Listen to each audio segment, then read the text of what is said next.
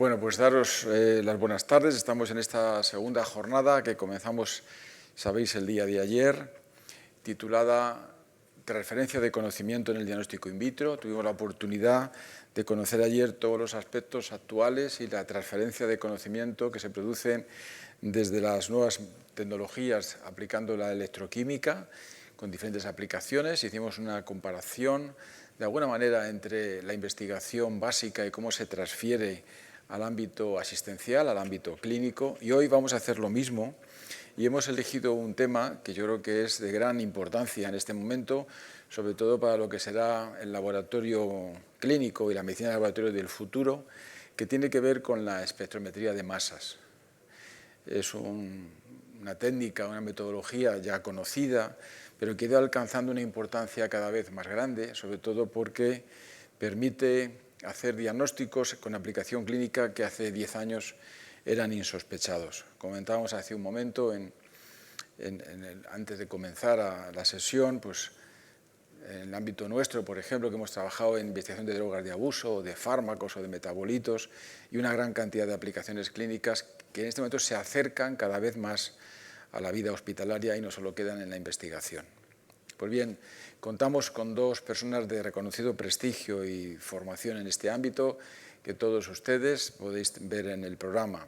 Contamos esta tarde con el profesor José Luis Luque García, que es doctor en Química por la Universidad de Córdoba, también premio extraordinario del doctorado, con un recorrido internacional muy relevante que pueden ver también en la nota que figura en el programa, y que se incorporó a la unidad de proteómica del Centro Nacional de Investigaciones Oncológicas, profesor de la Universidad Complutense, catedrático reciente, pero un elemento muy relevante para el diálogo que tendremos después es que es el director de la Unidad de Espectrometría de Masas y director ejecutivo de los Centros Asistenciales de Investigación de la UCM.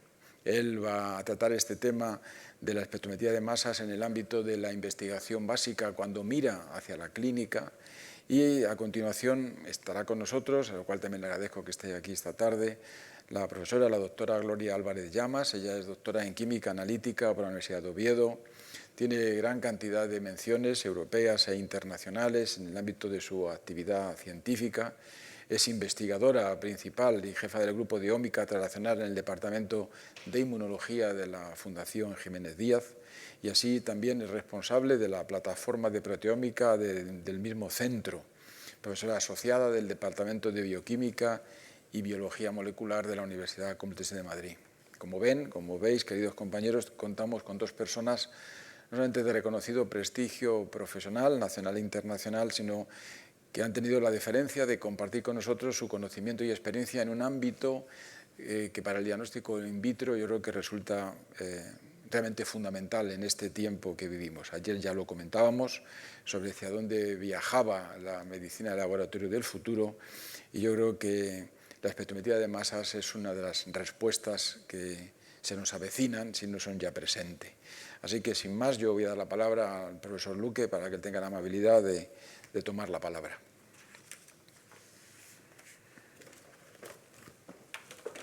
Adelante. Gracias. Gracias, Fernando, por la introducción. Bueno, como ya he dicho, vamos a hablar esta tarde de lo que es la técnica de espectrometría de masas. Voy a empezar yo centrándome más en el fundamento de la técnica y en la instrumentación que se utiliza, sobre todo de la que más se podría utilizar o de la que se está utilizando en clínica, y luego ya mi compañera os comentará algunas de las aplicaciones que se llevan a cabo, ¿no? Tanto en el ámbito clínico como también a nivel de investigación. Como decíamos, en el contexto de la medicina de laboratorio nos encontramos en la era de la precisión, ¿no? Podríamos decir, donde hay un cambio de paradigma que implica pasar de un diagnóstico basado en síntomas, digamos, hacia la caracterización molecular. Si vemos este esquema, supongo que ayer ya comentasteis también sobre este tema, en la medicina convencional se trata a un paciente medio, digamos, con un tratamiento estándar, donde bueno, la mayoría de los pacientes afortunadamente responden correctamente y mejoran, pero bueno, puede haber una población de pacientes donde por sus características este tratamiento no tenga un beneficio claro o incluso que tenga efectos secundarios. En la medicina de precisión que ya se aplicaría a determinados casos, lógicamente, determinadas patologías.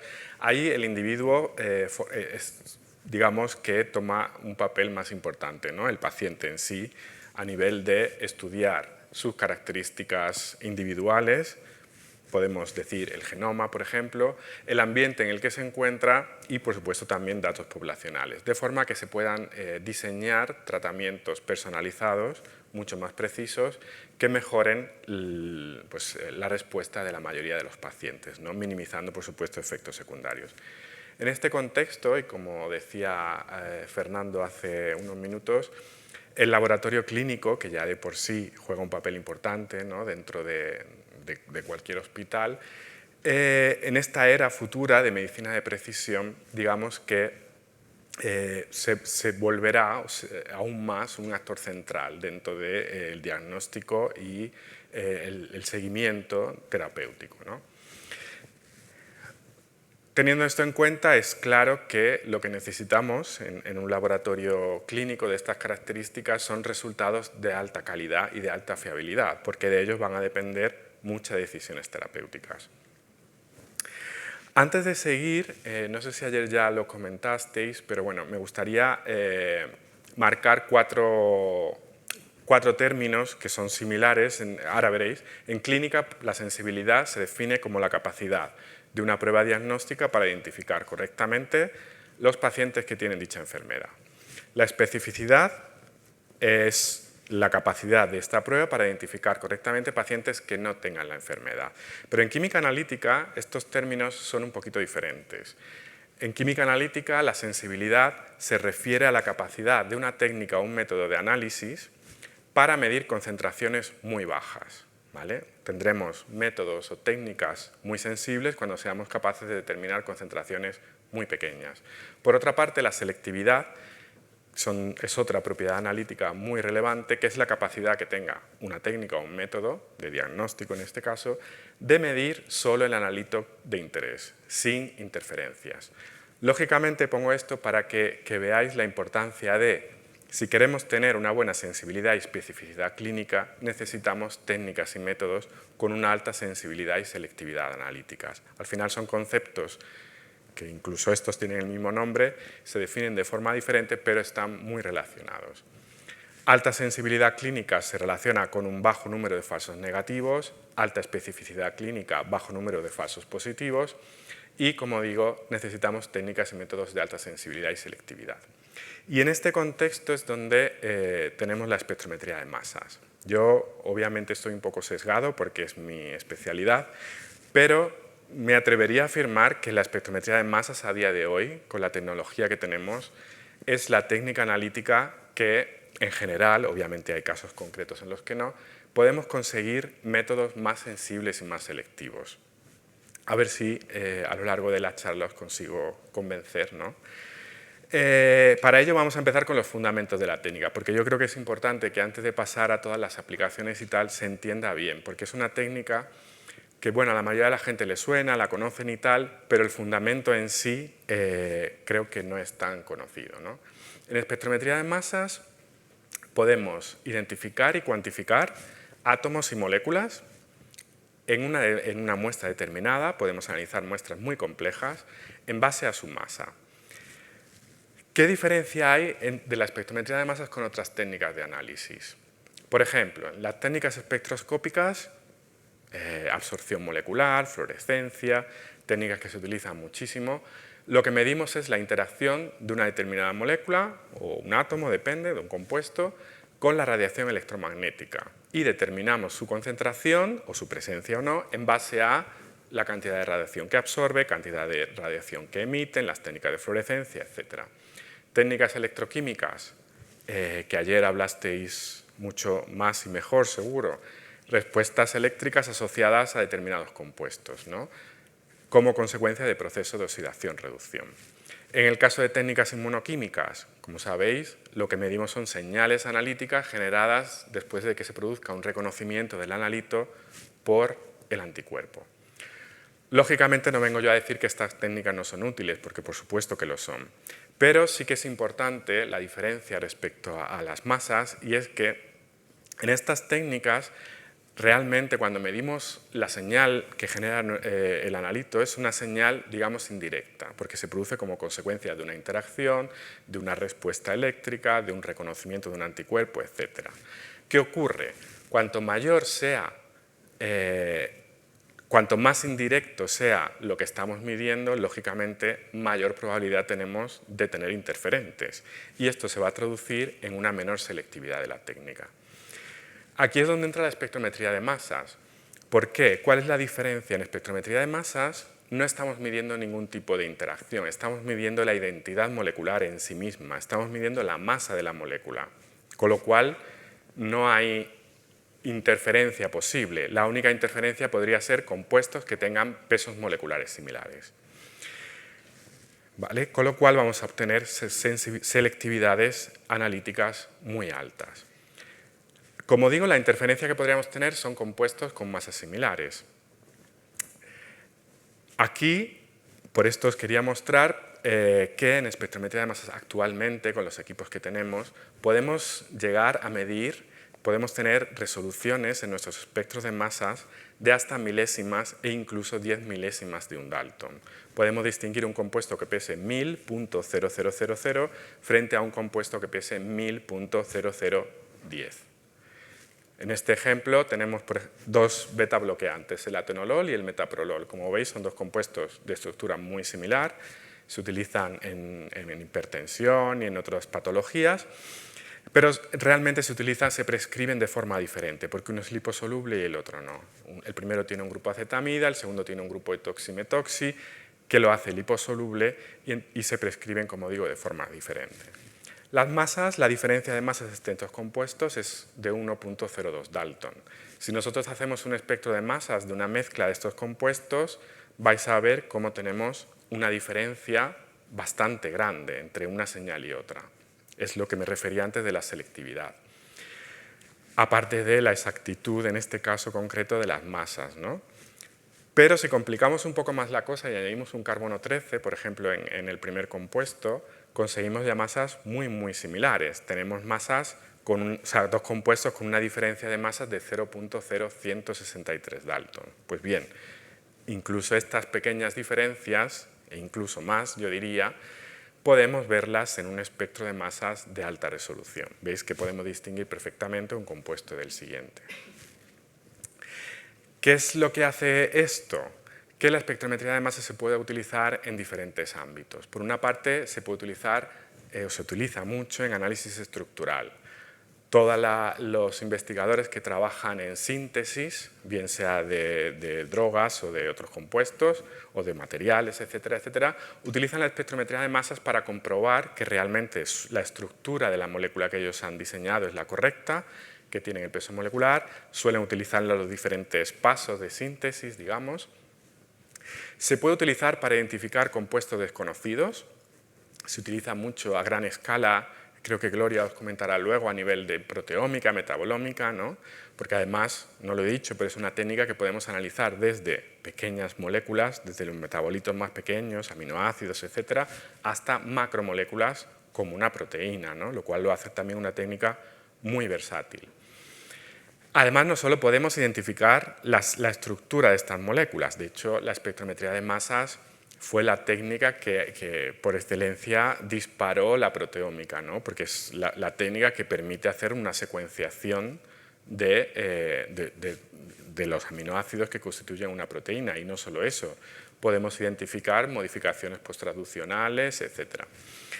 Y luego, quizá en la parte que más interesa desde el punto de vista del diagnóstico in vitro, que sería la cuantificación de elementos, porque existe la espectrometría de masas atómica, o de moléculas, en el caso de la espectrometría de masas molecular, que es de la que yo más voy a hablar en cuanto a instrumentación ahora, ¿no?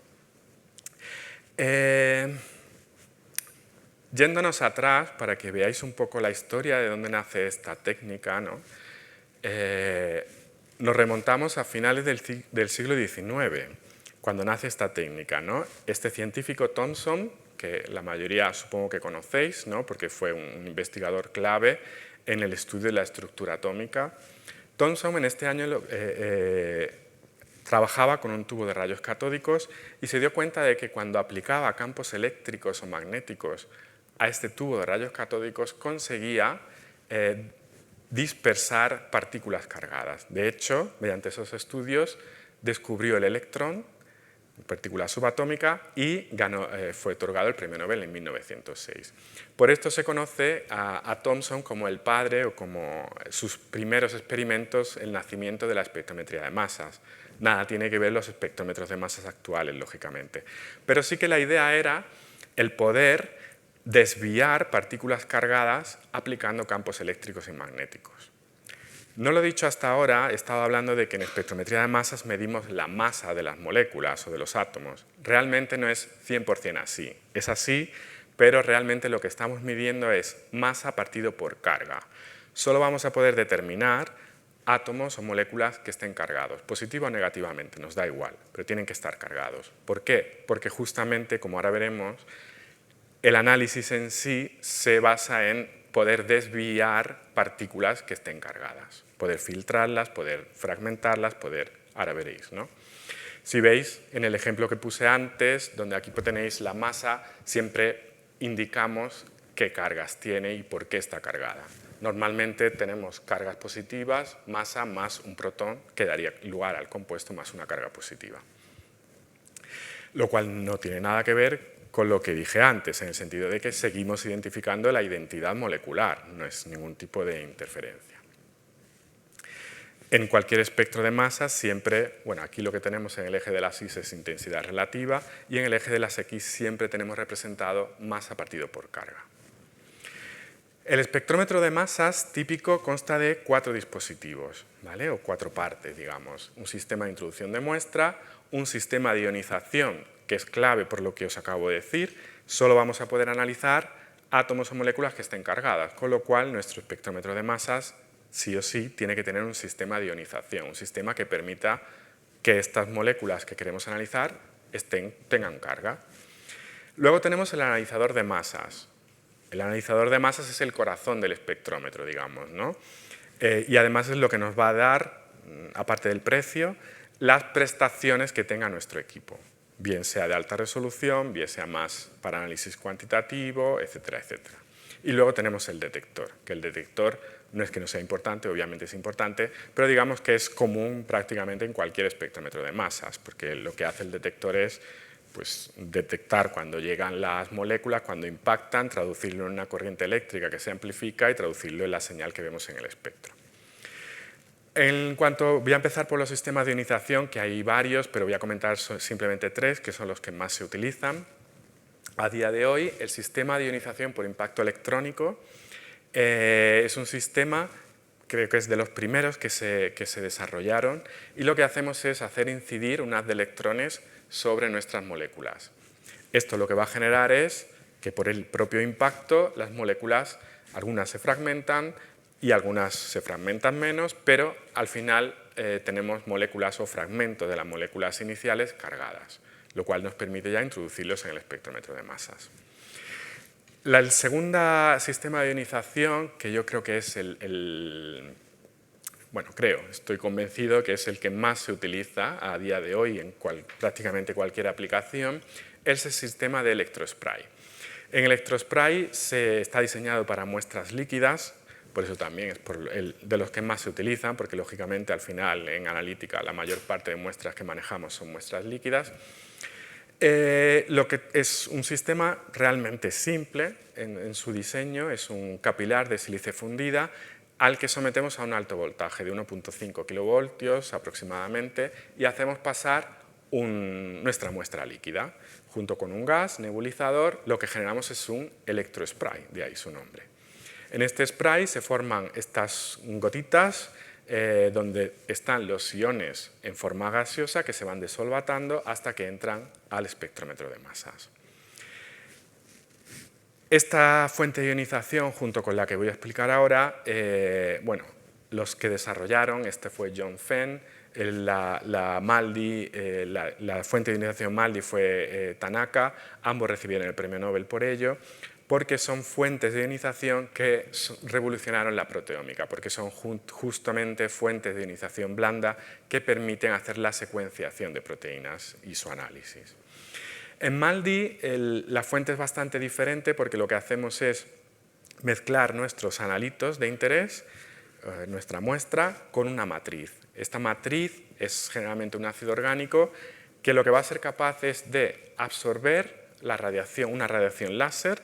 Se utiliza el láser porque, bueno, como sabéis, el láser es una radiación bastante peculiar en el sentido de que es coherente, no se dispersa, se puede sintonizar a una longitud de onda determinada, lo cual facilita que llegue una cantidad de energía importante, ¿no? Y ahí lo que se va a formar es un plasma que va a ayudar, por una parte, a desorber los analitos de la matriz y ionizarlos. Una vez que están ionizados, los podemos introducir en el espectrómetro de masas. Yendo a los analizadores, voy a comentar 4, como digo, los más relevantes, los que más se utilizan a día de hoy. El primero y el más simple es el analizador de cuadrupolo, ¿vale?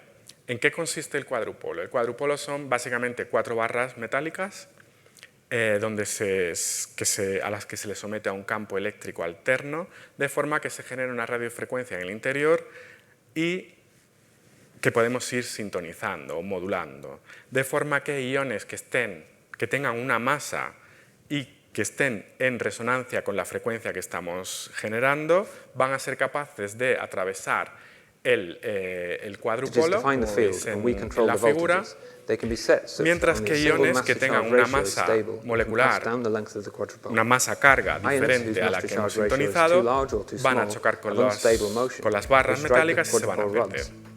De esta forma conseguimos aislar nuestra molécula de interés del resto.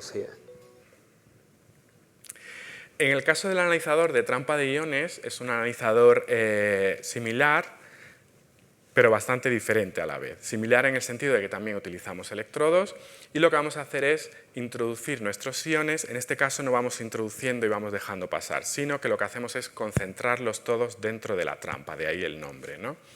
Una vez que los tenemos dentro de la trampa y los tenemos estabilizados, vamos a ir modificando la frecuencia de forma que algunos de ellos, dependiendo de su masa, sean inestables en ese campo y al ser inestables sean eyectados de la trampa y lleguen al detector. Mientras se empieza, voy comentando. Si por ejemplo en un espectrofotómetro, para dirigir la radiación, la luz ultravioleta o visible o lo que sea, utilizamos lentes y espejos, etc., en un espectrómetro de masas vamos a utilizar octapolos y sistemas eléctricos y magnéticos para ir conduciendo nuestro haz de partículas cargadas, de compuestos cargados. Bueno, como veis, como os decía, tenemos nuestros diferentes iones concentrados en nuestra trampa y a partir de ahí vamos a ser capaces de ir eyectando uno por uno, haciendo lo que llamamos un scanning de masa secuencial, de forma que veis que el analizador de masas en sí mismo ya nos está separando los diferentes iones en base a su masa, ¿no? Y vamos a ir recogiendo nuestro espectro de masas. Esto que veis, el vídeo, que es lentísimo, para que se vea claro, realmente esto recoge en menos de, en milisegundos, ¿vale? En milisegundos tú puedes tener un espectro de masa de este tipo. ¿Qué ventaja tiene este analizador? Es mucho más sensible que el anterior. ¿Por qué?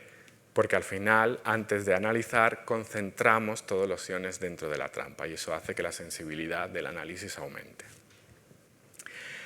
El Orbitrap es el último analizador que se diseñó. Al final es una trampa de iones, pero lo que hacemos aquí, bueno, como veis, se presentó en 2003, 2004, se empezó a comercializar y lo que se hace es concentrar los iones, pero a la vez, una vez que están concentrados en la trampa, se les obliga a que tengan una señal transitoria a partir de oscilaciones alrededor de la propia trampa. Esto hace que estos analizadores sean todavía mucho más sensibles que en una trampa convencional y sobre todo muchísimo más selectivos. Son espectrómetros de masas de muy alta resolución. ¿Veis? Nuevamente tenemos todos los iones que entran al sistema, van pasando por todas las guías hasta que los vamos a concentrar en lo que llamamos esta zona, la CITRAP, y veis, aquí estaría el Orbitrap aquí abajo. Una vez que entran al Orbitrap, empiezan a orbitar alrededor de esta trampa y se van a ir separando en función de su relación masa-carga, ¿vale? Al final, esta señal transitoria hay que traducirla, para eso utilizamos una transformada de Fourier, pero bueno, al final esto lo hace lógicamente el software y podemos obtener nuestro espectro de masas. Como veis, los analizadores que he comentado hasta ahora actúan más bien como filtros, ¿no? Son filtros que van a ir seleccionando unos iones u otros dependiendo de lo que nosotros vayamos queriendo o si hacemos un barrido, pues para tener todos los iones en nuestro espectro. En el caso del tiempo de vuelo es un analizador un poquito diferente, en el sentido de que vamos a medir la masa de nuestros iones en función del tiempo que tarden en recorrer un tubo que está vacío, ¿vale? De forma que iones que tengan un peso molecular más pequeño van a recorrer esta distancia mucho más rápido, iones que tengan un peso molecular más grande, pues lógicamente van a tardar más. Normalmente, en este ejemplo igual, los TOF se utilizan con sistema de ionización por MALDI, pero bueno, también los hay con otro tipo de sistema de ionización de los que he comentado anteriormente, ¿no? ¿Veis? En el momento MALDI, o sea, en la estrategia MALDI, generamos el plasma, generamos los iones que son acelerados y se sueltan en el tubo vacío. En el tubo vacío van a ir llegando al detector de forma secuencial, lógicamente.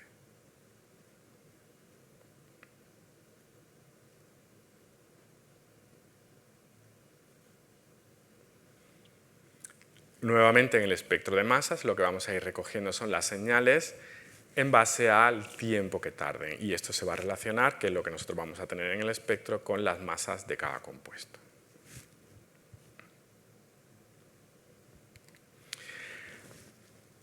Hasta ahora, todo lo que os he hablado es cómo podemos determinar masas moleculares de determinados compuestos, ¿no? Pero también os comenté que había mucho estudio estructural.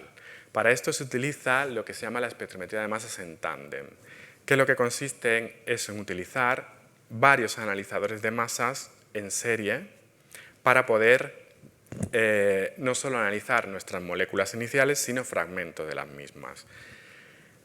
Por ejemplo, en este caso tenéis aquí varios compuestos que pasarían a un primer analizador de masas, donde vamos a seleccionar uno de ellos.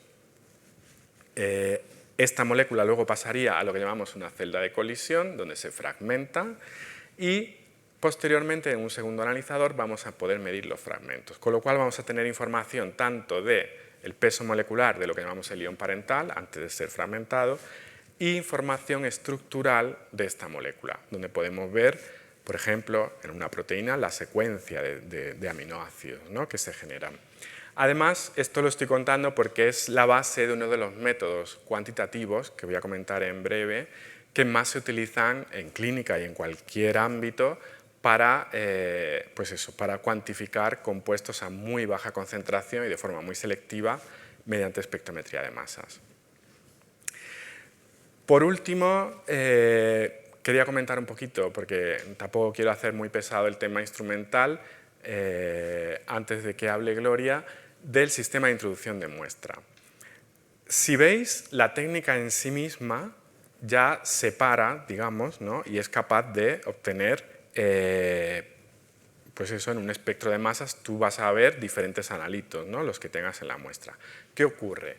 Generalmente vamos a trabajar con muestras, o se trabaja con muestras muy complejas, sobre todo en el campo clínico, ¿no? Cualquier fluido biológico, cualquier extracto de un tejido, tienen cientos o miles de analitos, ¿no? Aunque esta técnica es muy resolutiva, pues al final llega un momento en que la información es tal que necesitamos utilizar un sistema de introducción de muestra que nos añade una dimensión adicional de separación. Y ahí es donde entramos con la cromatografía, que es la técnica por excelencia que se utiliza acoplada a la espectrometría de masas. Generalmente utilizamos cromatografía en columna, imagino que tenéis conocimiento de ello, pero bueno, básicamente en cromatografía lo que hacemos es, tenemos una fase estacionaria, una fase móvil, que va a ir arrastrando a nuestros analitos, que se van a ir separando en función de la afinidad que tengan por una u otra fase. moléculas que tengan más afinidad por la fase móvil migran más rápido a través de la columna, con lo cual llegan antes al espectrómetro de masas, y moléculas que tengan más afinidad por la fase estacionaria, pues tardan más y llegan después, ¿no? Y así tenemos una separación. De esta forma tenemos una doble separación, la que se produce dentro del propio analizador de masas, más la separación previa por cromatografía. La cromatografía líquida es quizás la que más se utiliza, sobre todo en el ámbito clínico, y el acoplamiento es muy sencillo. ¿Por qué? Porque lo que utilizamos es una fuente de electrospray que, como es compatible con muestras líquidas y muestras líquidas en flujo, no hay ningún problema, podemos tener conectado directamente nuestro HPLC, nuestro cromatógrafo de alta resolución, al espectrómetro de masas, simplemente conectando la salida de la columna analítica con la entrada al sistema de ionización por electrospray. Esto en su momento era bastante complejo, a día de hoy está súper optimizado y súper robustos los equipos, no suele haber ningún problema. Si volviendo a la diapositiva inicial, ¿no?, de la alta sensibilidad y especificidad clínica que necesitaba de técnicas y métodos con alta sensibilidad y selectividad, si a la espectrometría de masas, que ya de por sí, como decía antes, tiene estas características, le unimos un acoplamiento a una técnica cromatográfica, tenemos métodos que realmente tienen una muy alta sensibilidad y selectividad. En el ámbito del diagnóstico in vitro, las plataformas analíticas que más se utilizan sería, por una parte, bueno, podemos hacer análisis dirigido, que es pues, determinación de hormonas, esteroides, vitaminas, metabolitos, drogas de abuso, cualquier compuesto de interés. Para esto, la plataforma, digamos, clave, que no sé si ya tienen o por lo menos debería tener cualquier laboratorio de un hospital clínico, en mi opinión, es un cromatógrafo de líquidos acoplado a un analizador de triple cuadrupolo. Ahora explicaré por qué esta configuración y no otra. En análisis no dirigido, quizá ya es más un entorno de investigación, donde hacen falta tener estudios metabolómicos complejos o búsqueda de nuevos biomarcadores que pueden ser muy útiles en determinadas enfermedades. Ahí, lógicamente, siempre que vayamos a determinar o identificar compuestos desconocidos, necesitamos equipos de alta resolución, porque al final los equipos de alta resolución son los que nos van a permitir sacar bien las estructuras y diferenciar unos compuestos de otros. Y luego he puesto este ejemplo que Gloria hablará más tarde, que es quizá uno de los más implementados, hasta donde yo sé, en la clínica habitual, que es el uso del MALDI-TOF en Biotyper para identificación de microorganismos de forma muy rápida y muy eficaz. ¿Por qué el triple cuadrupolo, si yo tuviera que decidir un equipo para que un hospital tuviese, ¿no? Pues bien, en el triple cuadrupolo trabajamos en un modo que se llama MRM, bueno, no lo he puesto para no confundir y meter más nombres, pero vamos, básicamente lo que vamos a hacer es lo siguiente. Tenemos un grupo de moléculas, una muestra, imaginaos la muestra más compleja que queráis, o sea, realmente para nosotros utilizando este método la complejidad no suele ser un problema. En un primer cuadrupolo, acordaros que acabo de decir que tiene 3 cuadrupolos en serie. En el primer cuadrupolo seleccionamos la molécula que queremos analizar, el esteroide que sea, la hormona que sea, tal. La vamos a pasar ya de forma aislada a un segundo cuadrupolo. En el segundo cuadrupolo lo que hacemos es inyectar un gas, aplicar un voltaje y fragmentar esa molécula, ¿vale? Estos fragmentos no los vamos a pasar todos al segundo cuadrupolo, sino que vamos a pasar únicamente un fragmento o 2, dependiendo, que sean característicos de esa molécula y que no estén presentes en otra. Con lo cual, si veis, en el tercer cuadrupolo medimos únicamente ese fragmento. Nosotros lo llamamos transiciones de masas. ¿Por qué esto es importante? Porque si veis, haciendo una primera selección y una segunda selección, lo que conseguimos es una selectividad altísima, porque ya es difícil que haya dos moléculas que tengan un peso molecular tan similar como para que no las veamos claramente en un equipo, ¿no? En el primer cuadrupolo, digamos. Pero ya el que haya dos moléculas que generen, que además de tener un ion parental muy similar, generen un fragmento muy similar, de una masa prácticamente igual, ya es prácticamente imposible. Bueno, sí que hay casos luego, pero el nivel de interferencia que tenemos con estos métodos es bajísimo.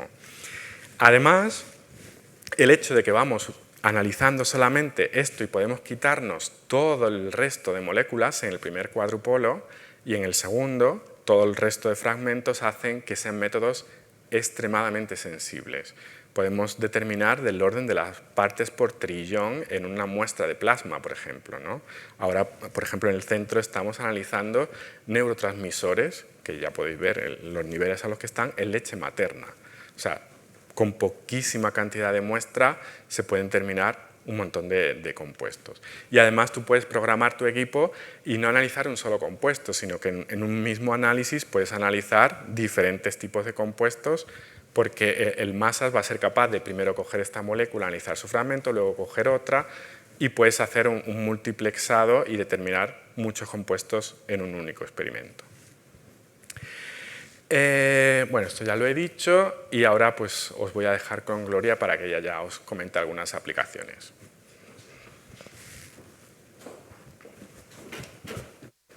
Gracias.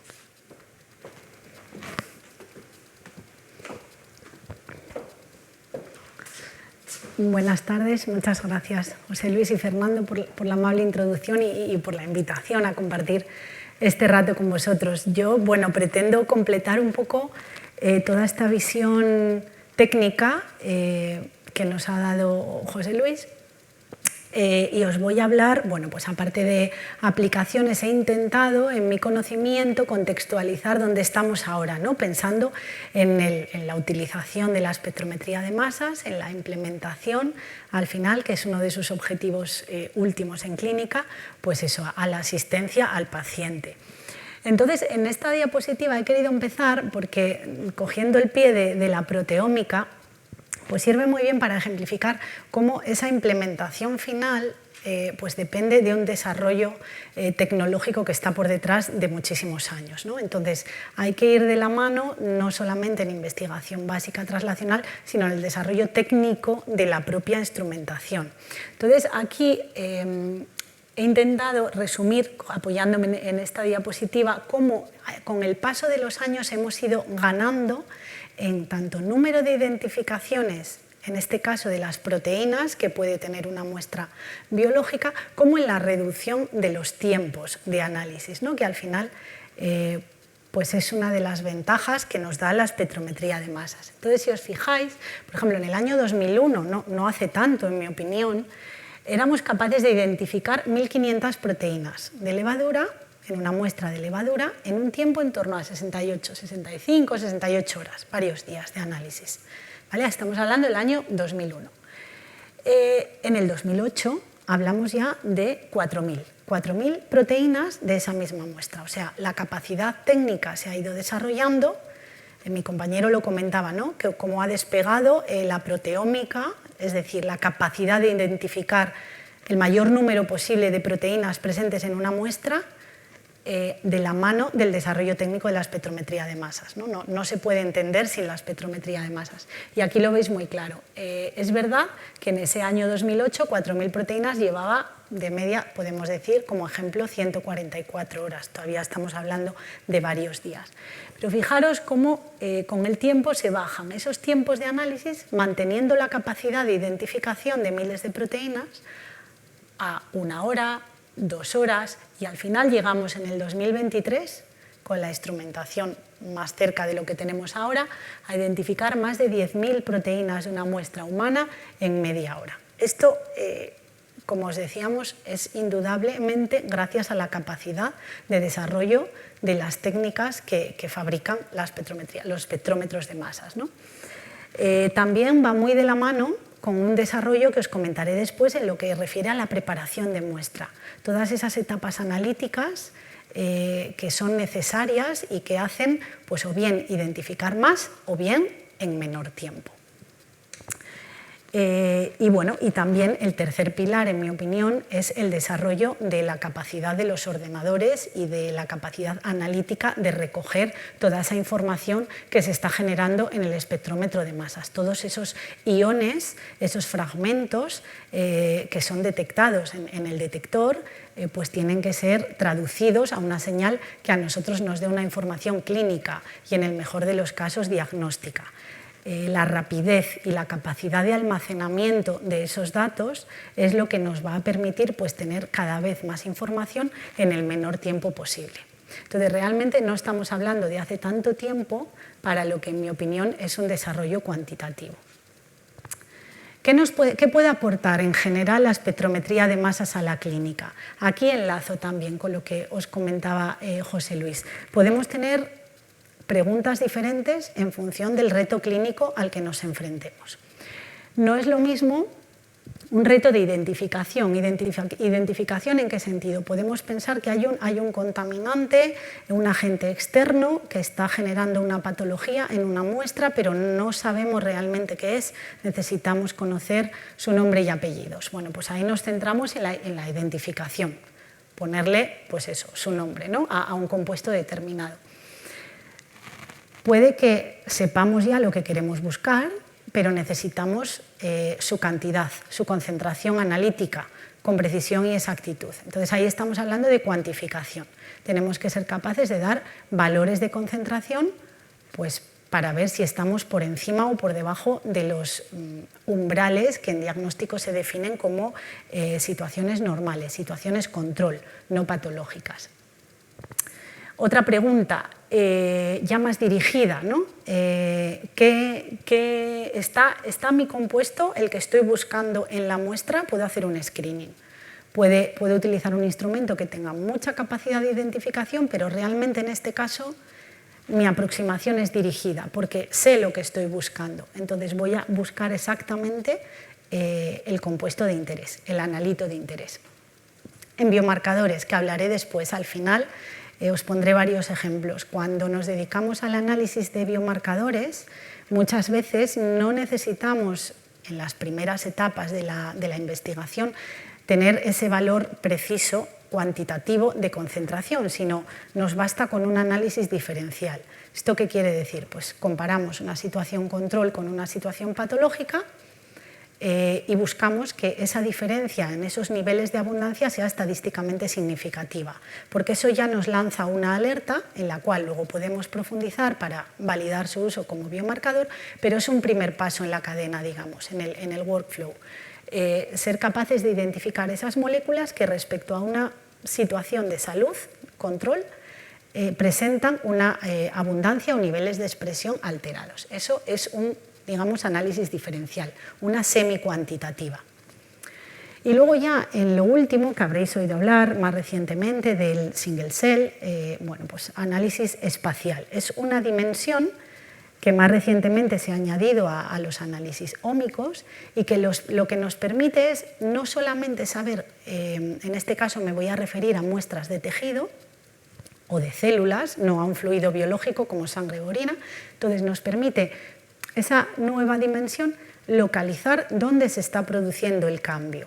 O sea, no solamente sabemos qué moléculas están alteradas, sino dónde, dentro de la célula o dentro del tejido. Por ejemplo, si hablamos de cáncer en oncología, está localizada en la zona de tumor, está localizado en el estroma y, por lo tanto, pues esta información nos permite tener un valor añadido sobre funcionalidad. Entonces, bueno, pues la espectrometría de masas aquí también ha experimentado un desarrollo tremendo en los últimos años. Bueno, esta diapositiva pretende resumir, a mi manera de ver, qué necesitaríamos en diagnóstico para poder llegar a esa implementación útil en un servicio hospitalario o clínico asistencial. ¿Dónde podemos jugar? ¿Dónde tenemos márgenes de mejora, ¿no?, respecto a las herramientas que hay en la actualidad? Bueno, pues uno de ellos es en la subjetividad.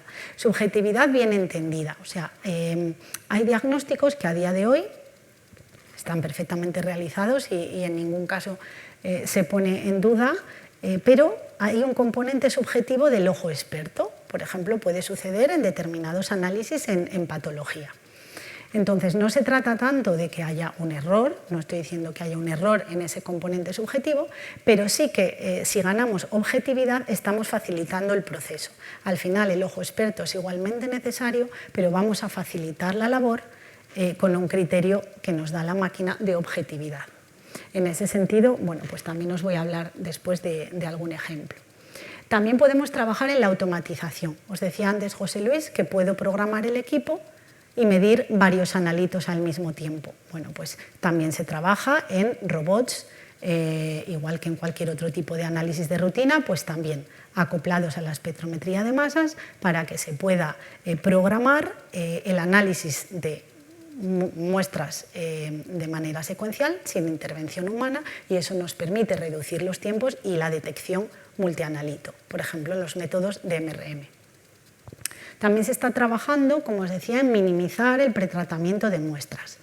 En ómica, pues lo llamamos la preómica, ¿no? Todo lo que supone, pues eso, aparte de limpiar la muestra de contaminantes, reducir su complejidad, siempre el objetivo último es ganar sensibilidad y especificidad. Entonces, las muestras biológicas, pues una sangre, plasma, suero, orina, bueno, pues cualquier fluido biológico, incluso los extractos de tejido, son muestras muy complejas. Y las técnicas, pues muchas veces llegan donde llegan y en este caso se les facilita la labor, es decir, favorecemos que se detecten miles de proteínas en lugar de cientos si reducimos la complejidad de la muestra muchas veces en una etapa previa, como puede ser un fraccionamiento cromatográfico, por ejemplo. Pues aquí también se está trabajando con kits, con la fabricación de kits que pueden facilitar ese pretratamiento. Lógicamente se trabaja los fabricantes de espectrómetros de masas en la sensibilidad, como os ponía antes de ejemplo, porque eso siempre va a ir asociado a una menor necesidad de material biológico. Cuando trabajamos en investigación, desarrollamos un proyecto y hablamos con los clínicos asistenciales, claro, por pedir que no quede, ¿no? Pero muchas veces estamos limitados, lógicamente, pues por la práctica clínica del día a día y lo que se puede o no se puede conseguir del paciente. Entonces, si al final tendemos a ganar sensibilidad, pues siempre vamos a favorecer esta implementación porque necesitaremos menos material biológico. Y bueno, pues reducir la complejidad instrumental al final se traduce en que sea más accesible, en hacer la técnica más accesible. Podemos utilizar instrumentación sofisticada, personal altamente cualificado, siempre va a ser necesario en esas etapas de desarrollo, pero también podemos luego trabajar en simplificar todo el proceso para poder trasladarlo a la rutina. Entonces, como os decía, se está trabajando en la fabricación de kits que ayuden y minimicen la preparación de muestra, en sistemas más sencillos en cuanto a instrumentación. Os comentaré un ejemplo de lo que una casa comercial llama DART, que es un sistema de introducción de muestra al espectrómetro en lugar de la cromatografía. Esto veréis en qué sentido reduce complejidad, está en desarrollo. En la capacidad de adquisición de los instrumentos, lógicamente, pues también de la mano del análisis de datos. O sea, antes, digamos que el espectrómetro tiene la capacidad de detectar que tiene. Entonces, con el desarrollo lo que se consigue es tener la capacidad de detectar mayor número de iones de todos esos que se generan, con lo cual la cantidad de información a la que ahora tenemos acceso es mucho mayor. Y eso tiene que ir de la mano también con un desarrollo de los ordenadores, ¿no? Y de la capacidad de análisis de datos y procesamiento de dichos datos. Entonces, todos estos pilares, digamos que van de la mano y están relacionados. El ejemplo del Biotyper que comentábamos antes. Bueno, el Biotyper es una técnica que está basada en un MALDI-TOF, el habitual que se utiliza en investigación, solamente que se ha adaptado a esta aplicación para los laboratorios de microbiología de los hospitales, para hacer un diagnóstico de la presencia de microorganismos. Entonces, es una técnica que se basa en la comparación realmente de perfiles. Se ha, digamos, hecho tan sencilla para hacerla trasladable que aunque lógicamente se tiene información de qué es cada una de estas señales, el nombre y apellidos de cada una de estas señales, para un diagnóstico no se necesita ir tan a fondo, porque no deja de ser una comparación de los perfiles que tiene recogidos en la base de datos de los distintos microorganismos con el perfil de la muestra del paciente, que se obtiene a nivel experimental en la medida. Entonces, por esa comparación, pues se confirma la identidad de ese microorganismo. Entonces, esto, bueno, pues Lo que ha supuesto realmente es una reducción de la subjetividad de la que hablábamos antes, porque lógicamente hay que hacer el cultivo, la gente del personal de microbiología sigue estando implicado, pero la parte de cantidad de material que se necesita y la identificación en sí misma pues se ha hecho más, digamos, objetiva y el material se ha minimizado. Por lo tanto, se ha ganado en sensibilidad y en automatización. Os he resumido aquí pues un poco el proceso, o sea, desde el año 92 en el que se introdujo el primer Malditov, hasta el año 98 en el que se empezó a desarrollar la investigación en microbiología aplicando esta técnica. Bueno, pues todos esos años de investigación al final derivó que en 2008 estuviera el primer instrumento ya como Biotyper basado en MALDI para esta aplicación y ahora mismo bueno, pues hay pues 4.000 unidades instaladas en rutinas, es la técnica de referencia en la mayoría de los hospitales para esta detección, que como os digo, bueno, tiene el certificado diagnóstico y de lo que antes se tardaba 24 o 48 horas, pues ahora se tardan minutos, ¿no? Entonces es un poco una de las ventajas. Entonces han tenido la capacidad de simplificar la espectrometría de masas y todo el proceso de investigación que ha habido detrás a algo trasladable. El procedimiento, como os decía, es sencillo, o sea, sigue teniendo que haber un cultivo en la placa, pero luego se deposita mucha menor cantidad de material en la placa de MALDI. Como veis aquí, se adquiere en el equipo, se hace un macheo de los perfiles y al final se puede llegar a tener la identificación de 96 muestras en aproximadamente media hora. Os he puesto un vídeo porque, bueno, lo hemos traído aquí porque nos parecía que ejemplificaba muy bien pues eso, la aplicación por excelencia ya trasladable al entorno clínico. No sé si se pone al darle yo. No. Bueno, si no, es un poco lo que os he contado, pero en plan bonito. No sé por qué no salta. Bueno, otra aplicación, no pasa nada, el resumen es el que os había contado, no pasa nada. Otra aplicación que se está utilizando con certificado IVDR para diagnóstico en hospitales se emplea la espectrometría de masas para el cribado de enfermedades a recién nacidos, ¿vale? Pues entiendo que bueno, conocemos la prueba del talón en recién nacidos, entonces es una prueba que permite una detección temprana de una serie de enfermedades metabólicas con la ventaja de que esa detección temprana permite actuar a tiempo y por lo tanto evitar pues, un mal pronóstico en estos bebés, ¿no? Para estas enfermedades que si se tratan no hay problema y llevan una vida normal, pero si no se tratan, pues lógicamente no es así. Entonces, la espectrometría de masas ha entrado de lleno en este cribado neonatal y os pongo a modo de ejemplo el flujo de trabajo de aquí de la Comunidad de Madrid. Lo coordina el Hospital Gregorio Marañón, es el que envía, bueno, la prueba se hace en unas tarjetas porque es el método de depósito de gota. Entonces se envían unas tarjetas a todos los servicios de maternidad de los hospitales de la Comunidad de Madrid, públicos y privados, y se toma la muestra en esta especie de cartulinas. Se derivan a los laboratorios de referencia para su análisis y aquí veis dónde está la espectrometría de masas embebida dentro de este flujo diagnóstico, concretamente para detectar errores congénitos del metabolismo, basados en ácidos grasos, otros ácidos orgánicos, metabolismo de aminoácidos. Entonces es una espectrometría de masas en tándem, o sea, con cromatografía y masas, como os comentaba antes José Luis. Pero veis que es una técnica de rutina. Luego los resultados se analizan, si son normales es una comunicación directa por carta a los padres y si no, pues se repite y se confirma el diagnóstico. Pero ese primer cribado, esa primera alerta de si todo está bien o no, pues se hace por espectrometría de masas. También cuenta con certificación IVDR, otros ejemplos como puede ser el análisis de esteroides en suero.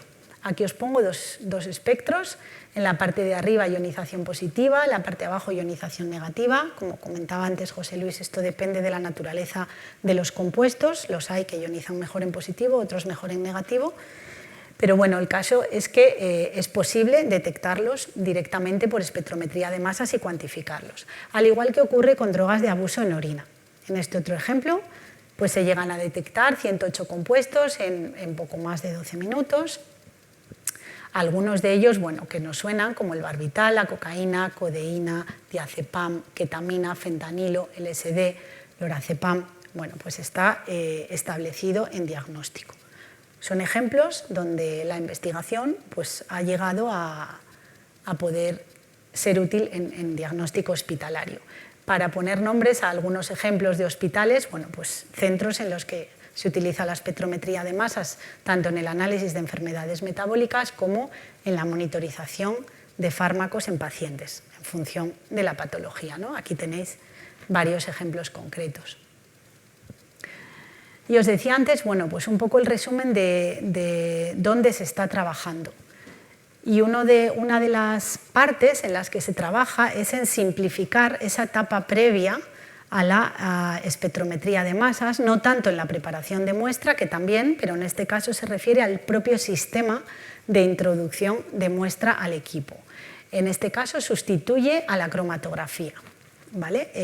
La idea es facilitar y reducir tiempos. Y aunque es verdad que la cromatografía está perfectamente establecida y es robusta, pues puede haber aplicaciones donde interese a lo mejor un diagnóstico más rápido, que no haya que pasar por ese tiempo cromatográfico que al final pues, es un tiempo añadido, ¿no?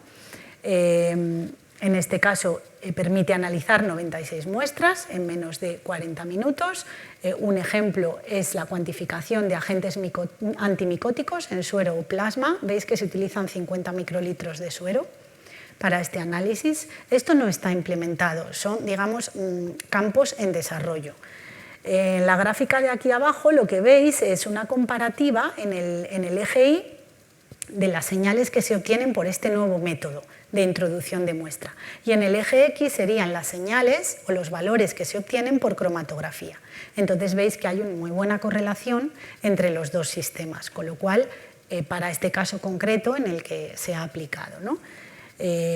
Os digo que son agentes antimicóticos, pero también están en vías de desarrollo para antibióticos, antidepresivos, antiepiléticos, en fin, otro abanico de posibilidades que pueden ser de interés cuando se necesita algo rápido con muy poca cantidad de muestra. También hablábamos de la preómica. Bueno, preómica, preparación de muestra en general, o más que preparación, no siempre preparación, sino también etapa previa a lo que es el análisis en sí mismo por espectrometría de masas. Puede ser bien que optimicemos pues, nuevas máquinas, suelen ser aparatos pequeños, pero que facilitan la vida en muchas ocasiones. Por ejemplo, cuando tenemos que hacer un análisis del proteoma de tejido, pues claro, no es lo mismo medir las proteínas o los metabolitos en un fluido biológico que a fin de cuentas ya están disueltos, que extraerlos de una matriz sólida, como es un tejido, y que incluso si son muestras oncológicas de un biobanco, por ejemplo, pueden estar embebidas en formalina parafina, bueno, pues con lo que ello conlleva a nivel de interferentes analíticos, ¿no? Entonces, todo eso a veces hay desarrollos que a priori pueden parecer pequeñitos, pero que no solo facilitan la vida en cuanto a tiempos y simplicidad, sino en cuanto a capacidad de extracción en este caso, y por lo tanto mejora en la sensibilidad. Al final, cuanto más compuesto seamos capaces de pasar a fase líquida, que es lo que nosotros vamos a medir, pues más sensibilidad tendremos. Se trabaja también en la fabricación de kits y reactivos ya diseñados pues, para aplicaciones concretas que a lo mejor bueno, pues, nos permitan enriquecer en nuestros analitos de interés. También mejoramos la especificidad, reducimos interferencias, ganamos en sensibilidad. Bueno, en eso se está trabajando bastante y en general bueno, en la automatización, ¿no? Entonces esto bueno, es un continuo. Y luego, como os decía o apuntaba antes, a esta nueva dimensión, por decir de algún, ya cada vez menos nueva, pero es verdad que está teniendo un desarrollo espectacular, que es espectrometría de masas de imagen. No solamente espectrometría de masas, también a nivel de transcriptómica espacial, que también es un campo que está despegando muy fuerte. Yo aquí me voy a referir a la parte de imagen por espectrometría de masas. Os decía que esto tiene mucho interés porque podemos obtener el mapa molecular de un tejido o bueno, de una célula, pero refiriéndome a tejido, con todo lo complejo que es un tejido en cuanto a, pues eso, el tumor lo ejemplifica muy bien, o el tejido oncológico, ¿no? El tumor, el estroma, los vasos que rodean a esa zona con el tumor. Bueno, al final, desde el punto de vista ómico, son subproteomas, que llamamos, ¿no? Son fracciones que se pueden estudiar en sí mismas y como una entidad suficientemente compleja y rica en información como para que merezca ser investigada a fondo. Venimos de un análisis proteómico global de tejido que es triturar, extraer y analizar, pero aquí mantenemos la localización original de esas alteraciones asociadas a la patología y que estamos identificando, y eso tiene muchísimo interés. Un ejemplo es la amiloidosis. Aquí la espectrometría de masas no se utiliza en el diagnóstico de la amiloidosis, pero sí, digamos, en su tipificación, es decir, en caracterizar qué tipo de amiloidosis tenemos. ¿Por qué? Porque eso va a condicionar en muchas ocasiones el tratamiento y el pronóstico del paciente.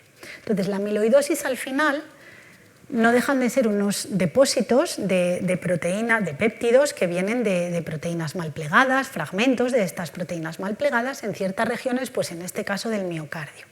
Y esto al final repercute en una mala funcionalidad, ¿no?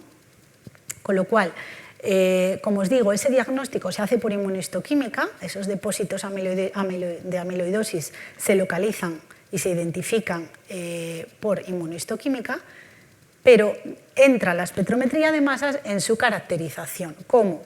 Bueno, pues realmente localizaríamos dónde están esas regiones, podemos centrarnos en el recorte, por decirlo de alguna manera, de esos depósitos concretos en el tejido. Esto se puede hacer con la técnica de microdisección por láser, que también está automatizada, simplemente es recortar el tejido por incidencia de un láser en la zona en la que nos interesa, en este caso el depósito de amiloide, y analizar exactamente esa región por espectrometría de masas. En función de las proteínas identificadas en esos depósitos, pues tenemos un tipo u otro y por lo tanto un tratamiento u otro, asociado, como os digo, al pronóstico del paciente. También la espectrometría de masas ha avanzado mucho en imagen, MALDI Imaging, que decimos en resumen y coloquialmente. ¿Por qué? Bueno, pues porque con el mismo instrumento de MALDI ya podemos localizar esas regiones sin necesidad de ir a el microdisector. Y luego centrarnos en eso, recortar y hacer la caracterización proteica. Bueno, hasta aquí en esta primera parte he intentado ejemplificar un poco dónde estamos, dónde tenemos margen de mejora. Pero bueno, como la cabra tira al monte, pues yo necesitaba hablar un poquito también de investigación en este contexto. ¿Por qué? Porque al igual que creo que está muy claro que toda esta implementación que todos queremos de la espectrometría de masas en el entorno clínico pasa por un desarrollo técnico importantísimo, también es necesaria una investigación básico-traslacional detrás que nos identifique, por ejemplo, biomarcadores que luego podamos volver a trasladar, ¿no? Lo ejemplificábamos en el Biotyper, esos grupos que trabajaron durante muchos años en microbiología centrados en esa caracterización y en cómo podemos hacer ese macheo espectral para llegar a un diagnóstico. Luego ya lo simplificaremos para hacerlo trasladable, pero hay que partir de una pregunta clínica, ¿no? de qué problema nos preocupa o dónde podemos intentar ayudar. Entonces, en esta segunda parte os he puesto ejemplos de pues estudios que hemos hecho en el laboratorio, pero que pueden ser ejemplos de cualquier otro grupo de investigación, cómo desde un entorno clínico somos conscientes de las limitaciones de un diagnóstico o de un efecto terapéutico y a partir de ahí cómo podemos empezar a trabajar con la espectrometría de masas. Es como las primeras etapas, ¿no? La parte invisible. Esto es como cuando nos recetan una medicina, pero para llegar a la farmacia y a que nos la puedan dar para un tratamiento, pues hubo detrás un desarrollo, ¿no? Científico, investigación, que es invisible, pero que ha estado ahí. Bueno, pues esto es un poco lo mismo. Entonces me voy a referir, para ejemplificar, a la enfermedad cardiovascular. Una de las problemáticas que tenemos en riesgo cardiovascular, como son pues los infartos de miocardio o los ictus, es que son patologías que no avisan en muchos casos porque son silentes e indoloras.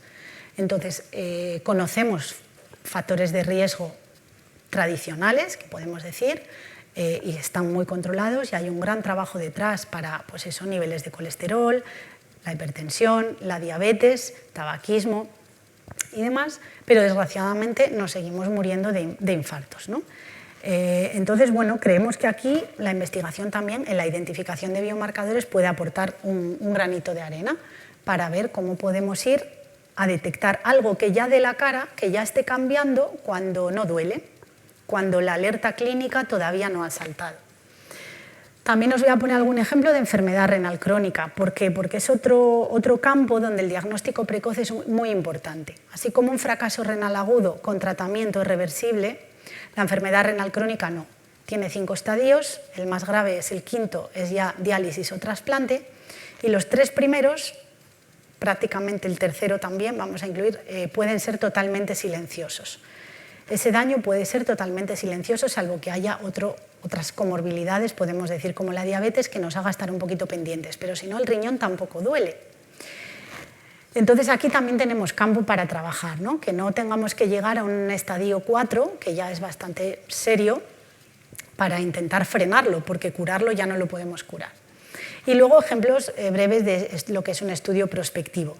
Intentar saber qué va a pasar, intentar encontrar algún centinela que nos indique, bueno, pues tenemos un tratamiento, la primera línea de acción es este tratamiento, pero tiene efectos secundarios severos, puede que el paciente no responda, si supiéramos que no va a responder no se lo dábamos, no le hacíamos pasar por esto, ¿no? Entonces, bueno, son los prospectivos. Intentamos analizar antes de que las cosas pasen.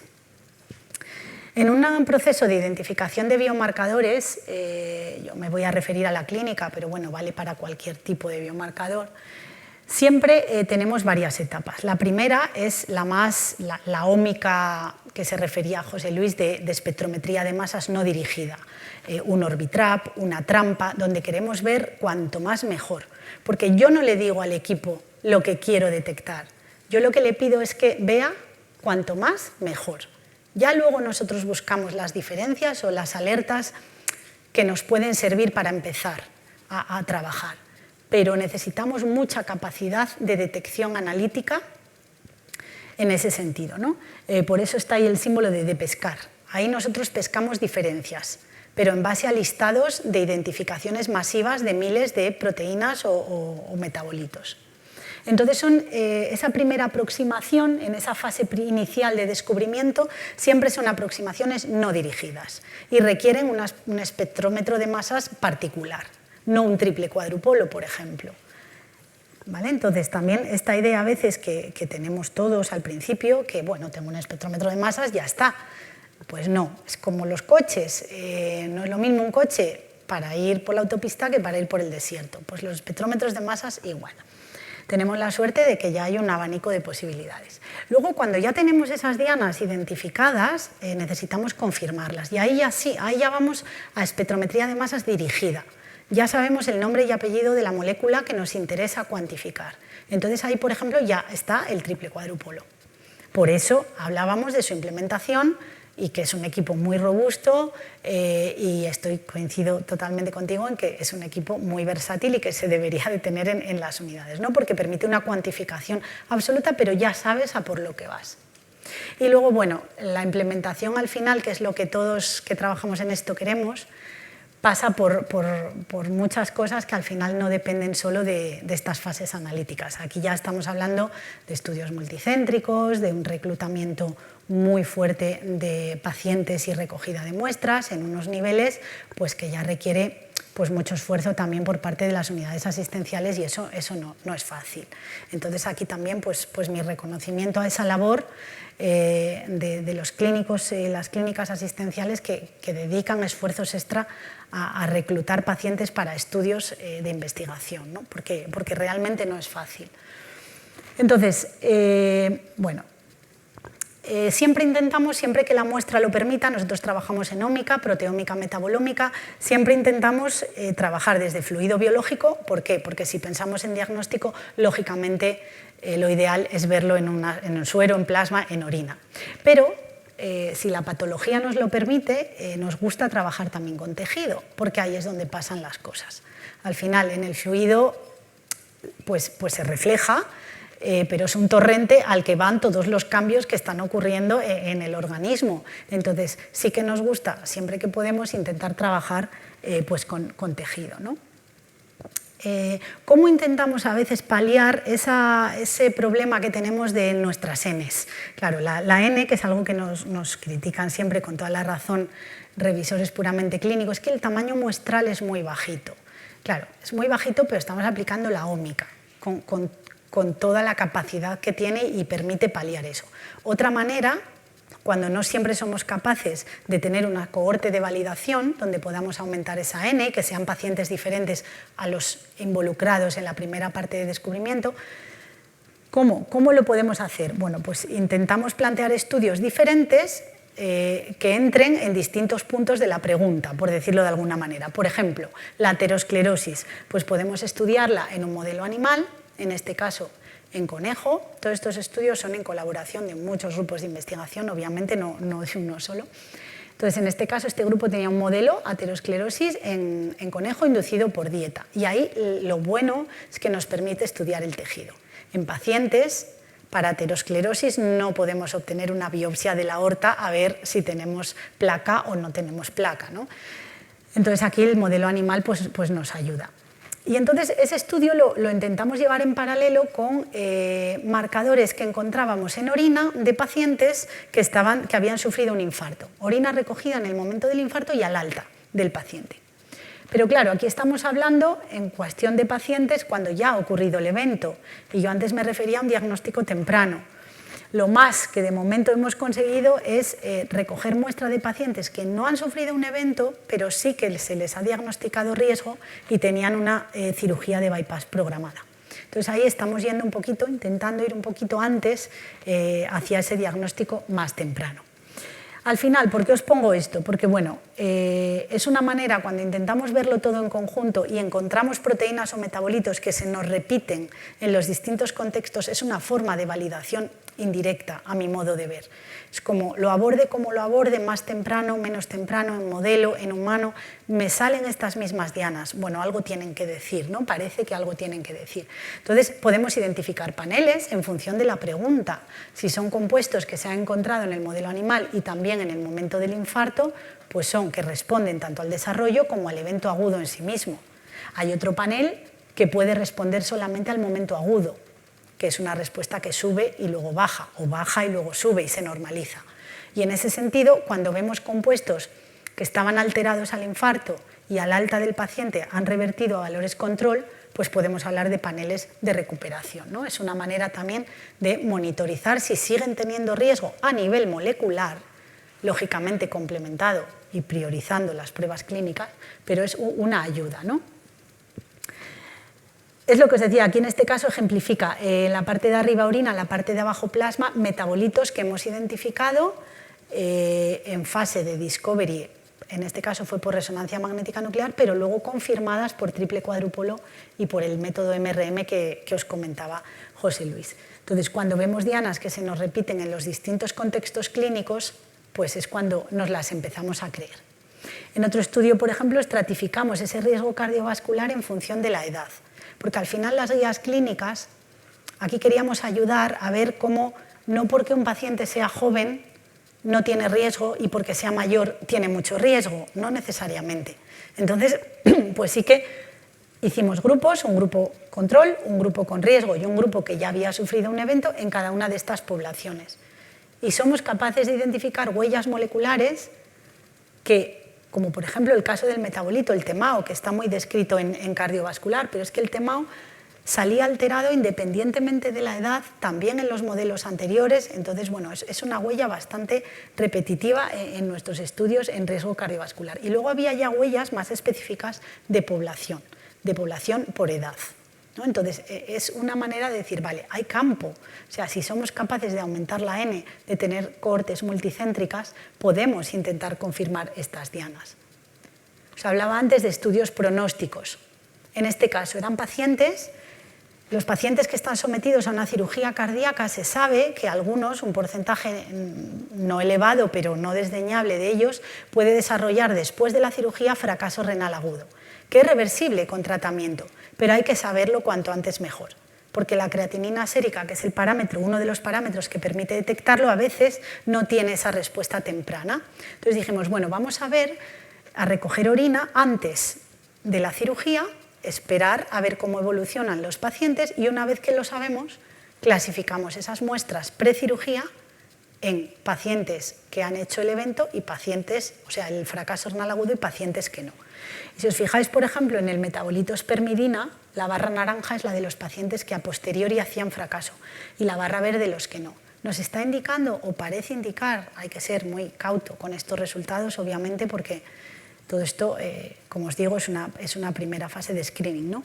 Pero llama la atención esa diferencia tan clara en la abundancia de ese metabolito que parece indicar un daño ya subclínico en el riñón que predispone a hacer posteriormente un fracaso renal agudo. En este contexto de enfermedad renal, uno de los parámetros clínicos que alerta de que hay daño es la cantidad de albúmina en orina. La alerta está en niveles por encima de 30, que es lo que se llama microalbuminuria.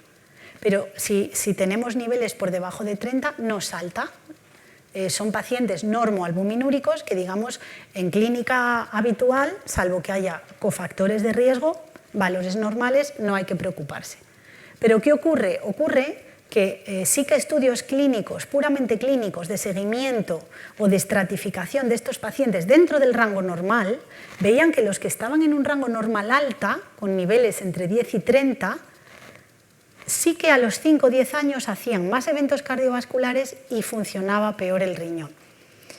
A nivel molecular, dijimos, vamos a ver si encontramos diferencias. Bueno, pues estratificando esta condición normal entre sujetos que en el tiempo clínicamente van bien y sujetos que se ve que tienen peor evolución cardiorrenal, encontrábamos diferencias. Diferencias que podemos asociar, bueno, pues a diferentes procesos fisiológicos, ¿vale? Entonces, bueno, pues al final es una manera de ver cómo la ómica y la espectrometría de masas en particular hacen posible esto. Sin la capacidad de identificación masiva, sin poner nombre y apellidos, buscar todo lo que eres capaz de detectar, no seríamos capaces de identificar estos marcadores que luego validamos y confirmamos por otras técnicas y en otras cohortes. No solamente los fluidos biológicos, con esto ya termino, vesículas extracelulares, exosomas, es un campo muy también que está sonando mucho. No dejan de ser vesículas, compartimentos que están en los fluidos biológicos y en las células y que para nosotros son mensajeros.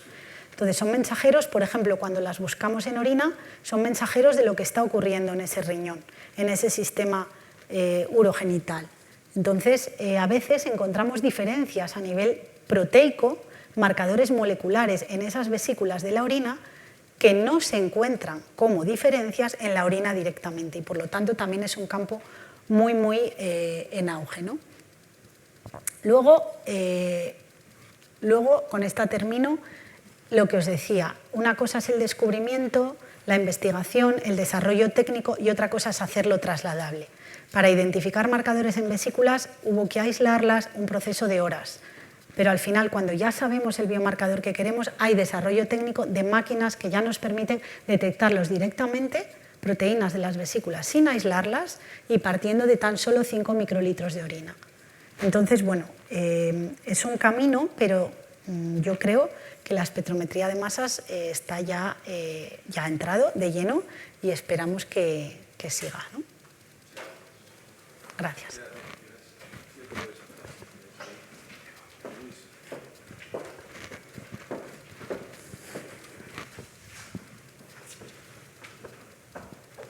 Muy bien, pues daros las gracias por vuestras aportaciones tan importantes, no solamente interesantes, sino muy importantes en lo que significa este seminario que mira a la transferencia de conocimiento, que es el concepto que queremos trasladar el día de ayer y el día de hoy. Tenemos un tiempo para algunas cuestiones. Yo he planteado, como hacíamos ayer, algunas preguntas que quizá puedan, seguro que enriquecéis, ¿no? Hay una que planteamos también ayer, hablando de las técnicas de electroquímica, y que me permito plantearos de nuevo hoy a nivel de opinión para conocer la vuestra, ¿no? Si utilizamos las técnicas analíticas de perspectiva de masas y visto lo que habéis contado, ¿a dónde creéis que podemos llegar en los próximos 10 años en ese sentido, en la mirada tecnológica, puramente tecnológica, y en la mirada de aplicaciones clínicas. Porque la impresión que da es, efectivamente estamos ante un gran cambio tecnológico, pero que está ocurriendo a una velocidad prácticamente insospechada. Es decir, que prácticamente cuando se habla de Malditov hace unos pocos años, ahora estamos ya en casi otro planeta. ¿Cómo lo veis desde el punto de vista de la mirada hacia el horizonte, de la espectrometría de masas, en su futurible, en la atención sanitaria? José Luis. Bueno, a ver, actualmente los equipos de ahora, ya tenemos equipos que es un poquito ciencia ficción lo que son capaces de hacer, ¿no?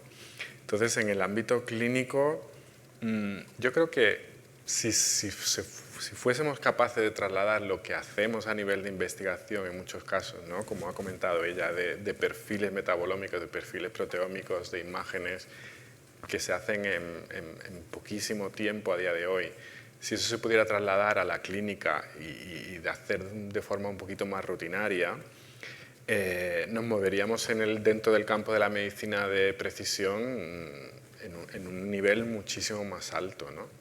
Claro, yo veo equipos yo recuerdo hacer una reacción en cadena de la polimerasa hace unos años, había que tener 2 habitaciones, extraer el DNA en un sitio, la contaminación, y estamos en un punto en el que casi es una técnica de point of care, como nos descuidemos, ¿no?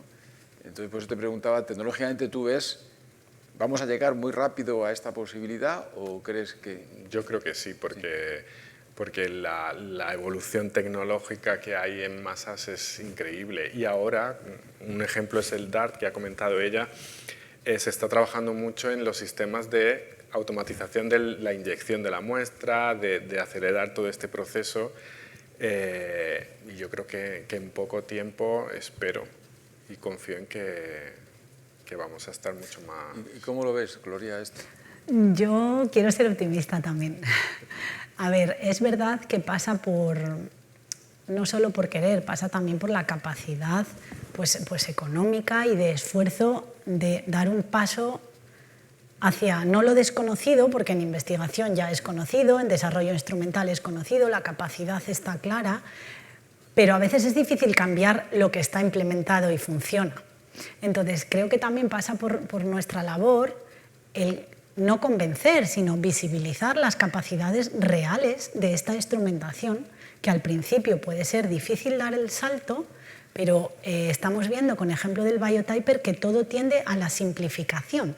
Lo que en el descubrimiento fue complejo, al final tiende a la simplificación, y eso yo creo que es la gran ventaja para convencer o ayudar a que se implemente. Yo factible lo veo porque al final es que todos son ventajas en cuanto a sensibilidad, en cuanto a capacidad de automatización, reducción de tiempos, fiabilidad, reproducibilidad. O sea, son valores analíticos muy presentes en ese desarrollo de las metodologías y que al final es lo que se necesita en diagnóstico. Lógicamente hay que pasar por la regulatoria, pero bueno, si nos atrevemos y le damos ese empujón en lo que está más avanzado, yo lo veo. ¿Y creéis que en el ámbito de las nuevas generaciones de profesionales que se incorporan en el ámbito hospitalario en este caso, por ser un poco polémico, no me parece que estemos potenciando la formación en estas líneas? Yo creo que estamos haciendo una formación de asumir rutinas y salir del paso, porque lo que nos pide la competitividad es un nivel de formación tremendo. Lo digo porque si hay algún sitio donde se haya entendido hace ya años el concepto de lo pluridisciplinar es el laboratorio, es decir, que ya las propias residencias, ahí intervienen químicos, farmacéuticos, biólogos y médicos, casi por este orden. Pero no veo que hay ahí ya sé que hay que organizarlo, que la tecnología, que la gestión, de acuerdo, pero hay otra parte que es el potencial humano, que tengo la sensación de que no hay una motivación estratégica, valga la expresión. No sé cómo veis esto. Sí. Bueno, a ver, yo eso tengo que darte la razón. A ver, yo soy química analítica y llevo 20 años en un hospital. Yo a mí al principio me costaba mucho esa sensación que tenía a veces de los métodos parece que no importan, que todo tiene que ser darle a un botón y dame ya el resultado. Que lo entiendo, porque al final en una asistencia no me cuentes cómo lo has hecho, tú dime si el valor es normal o no. Pero claro, Por eso, cuando me refiero a la simplificación, es convertir todo en un semáforo de rojo, verde, ámbar. Si somos capaces de hacer rojo, verde, ámbar, claro, ya por deformación profesional y por un guiño a mis compañeros metodológicos, eso en mi opinión es imprescindible, porque si no hay alguien que siga poniendo en valor esto, hay que desarrollarlo bien para que luego podamos fiarnos del semáforo. Sí. Y todo eso es lo invisible. Ahí hay que trabajar, sí. ¿Cómo lo ves, José Luis? Yo creo que desde la...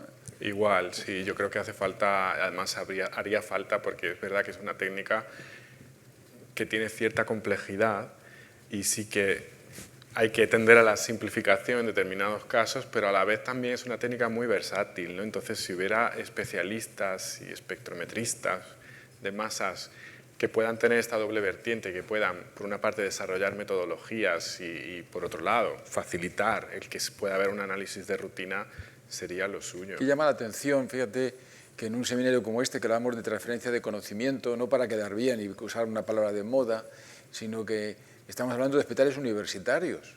Entonces uno se entristece cuando se habla de hospital universitario X, pero no hay una relación entre los clínicos y los universitarios de investigación básica, no existe, para actualizar la formación, para intercambiar puntos de vista, para hacerlo todo interdisciplinar, no solamente pluri o multi, sino inter. Entonces, me parece que este ejemplo que habéis tratado aquí, me parece que es paradigmático, sobre todo viendo los resultados y hacia dónde caminamos. Pero hay una cuestión ya más concreta. En espectrometría de masas, ¿qué va a pasar con las matrices? Porque ahora hablábamos ayer de la sangre, de la orina, hablamos del cefalorraquídeo, hablamos de la saliva, hablamos de otros fluidos biológicos distintos. Vosotros habéis citado que las matrices orgánicas son altamente complejas y da la sensación, voy a poner un ejemplo que se me ha ocurrido a mí, me corregís por favor. Si nosotros en la urgencia y queremos investigar drogas de abuso y hacemos un screening previo de cocaína, cannabis, opiáceos, anfetas y benzos, y lo hacemos con técnicas inmunológicas, porque es una técnica casi a cabecera de paciente, y ante la positividad que nos puede complicar la vida luego desde el punto de vista del diagnóstico, incluso legalmente, si hay un accidente de tráfico, pasamos a líquido masas para que nos hagan la confirmación. ¿Llegará el día en que no hará falta las técnicas inmunológicas? ¿Se harán directamente por espectrometría? Porque la decisión... Pues, me salió sí, pero no es por decir que tengan más valor o no. Desde el punto de vista operativo de gestión clínica de paciente, que es lo que tienen los biomarcadores, el cambio es tremendo. Es decir, que yo puedo decir que en masas hay benzoilegonina, orina metilester o delta 9-tetrocanabinol, que es un metabolito activo, o sea, cambia el nexo causal, los criterios de identificación de las causas del problema, si ha habido un accidente de tráfico, ha habido cualquier circunstancia de carácter legal. Y decía yo, digo, hombre, si un hospital tiene estos equipos y en algunos casos los tiene estandarizados a procedimientos concretos, como los hay, da la sensación de que si eso llegara, podría ser incluso aceptable, porque ya está coste efectivo, porque me ahorro otras cosas. Estoy pensando en lo que se ha hecho con la diabetes, en poner biosensores y quitar las tiras que se hacían anteriormente. Pero no sé si esto es una especulación mía o una ocurrencia, o por lo contrario, porque tú has dicho, yo en un hospital colocaría una espectrometría de masas y colocaría este equipo. Entonces eso me por lo menos para empezar. Sí, es un, hombre, mojarte en el sentido de que esa transferencia de conocimiento ya es tiempo de que se aplique a la clínica, ya no es una cuestión de que hacen unos que en un sitio determinado, que hay que mandarle las muestras, ya parece que no es así. Pero no sé cómo veis esto en cuanto a las matrices, porque ahora vamos a tener matrices de todo tipo, la de sudor, la lágrima, por ejemplo, los exosomas, no lo sé. A ver, lo bueno que yo veo en el caso de las masas es que normalmente el tratamiento de muestras no es un problema porque es una técnica muy sensible, muy selectiva. Nosotros, por ejemplo, en la unidad, que tenemos experiencia, trabajamos con muchos hospitales más a nivel de gente que hace investigación, ¿no? Por ejemplo, pusimos a punto un método para determinar ácidos grasos de cadena corta porque estaba en un grupo que estaba interesado porque estaba estudiando la influencia de la microbiota en la esclerosis múltiple y tal. Pues a raíz de que pusimos a punto este método, que era en plasma en principio, nos empezaron a llamar de un montón de hospitales diferentes que querían medir estos y en muestras de heces, de sangre, de varios tipos de muestras, Y es que el adaptar un método de una muestra a otra es relativamente sencillo, porque o sea, la matriz no suele ser un problema porque son métodos. No es como otras técnicas donde te tienes que quitar muchos interferentes y tal, porque aquí el propio espectrómetro ya te los está quitando, con lo que yo conté, ¿no? Con lo cual yo creo que el tratamiento de muestra no es... No es un problema. A ver, es Bueno, una etapa clave, como ya, en cualquier bien. proceso analítico, pero no creo que sea el aspecto limitante de la aplicación de esta técnica en rutina. Nosotros hemos tenido algún problema en lágrima, por ejemplo, para investigar algunos marcadores. Los oftalmólogos no eran capaces o no podían conseguir los 20, 25 microlitros que hacían falta. Pero claro, escuchándonos a vosotros, ya 25 microlitros puede ser una barbaridad comparado con lo que se avecina con estas tecnologías. Claro, por ejemplo, en un experimento de proteómica, bueno, ella lo va, inyectamos, yo qué sé, Nada. nada. O sea, Es que en un 5 microlitro, en 10, 5 sí. microlitros, puedes detectar proteínas a niveles de femtomoles. Es que, ya te digo, la instrumentación actual roza un poco la ciencia ficción en el caso de las masas.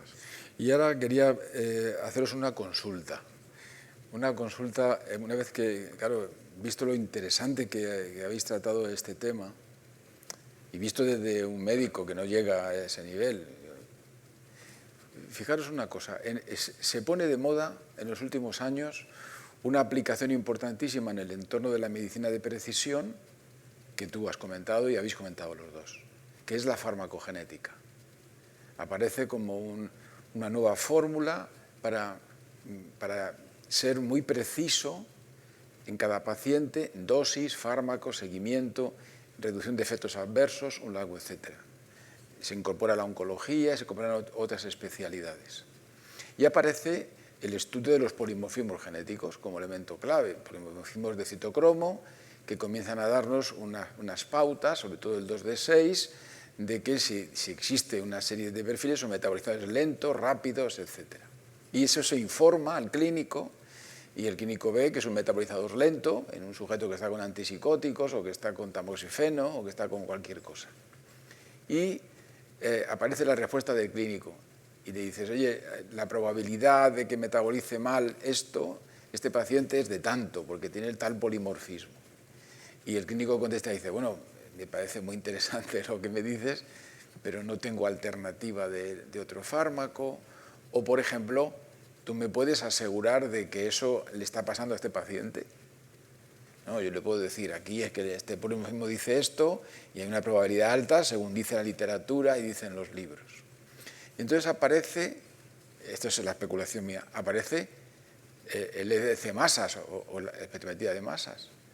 Y dice, hombre, no gastemos tanto dinero en los polimorfismos genéticos que son muy caros, analicemos la muestra biológica del paciente para ver niveles de fármaco y sus metabolitos, y en virtud de que metabolice inadecuadamente, hagámosle la genética después, vayamos a una primera fase, y entonces nosotros hemos visto que, por ejemplo, en tamoxifeno, en antipsicóticos, me atrevería a decir en el caso del tramadol, se puede hacer un estudio mediante cromatografía o espectrometría de masas de metabolitos y hacer cocientes o lo que corresponda para ver que ese paciente no metaboliza adecuadamente tal cosa. Y sobre esa base ya implemente usted. Es decir, yo no pido una resonancia de entrada, primero valoro la exploración clínica y luego voy subiendo escalones.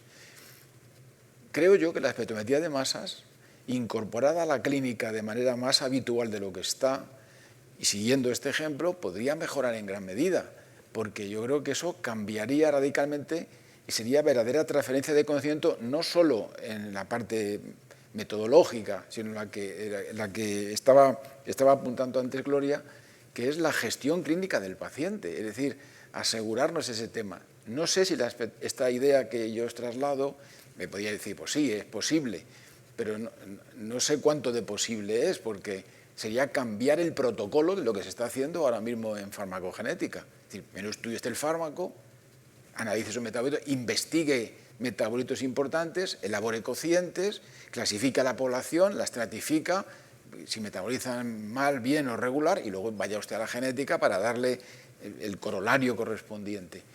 Veo aquí que la espectrometría de masas puede ser la gran solución o mejor, la alternativa más efectiva. Lo habría en otros campos también. Me ha parecido intuirlo, he visto el riesgo cardiovascular y todo esto, pero no sé si esta ruptura que yo os planteo de punto de vista tecnológico tiene peros, no lo sé. O es simplemente una ocurrencia que yo os traslado, no solamente mía, sino de otros compañeros.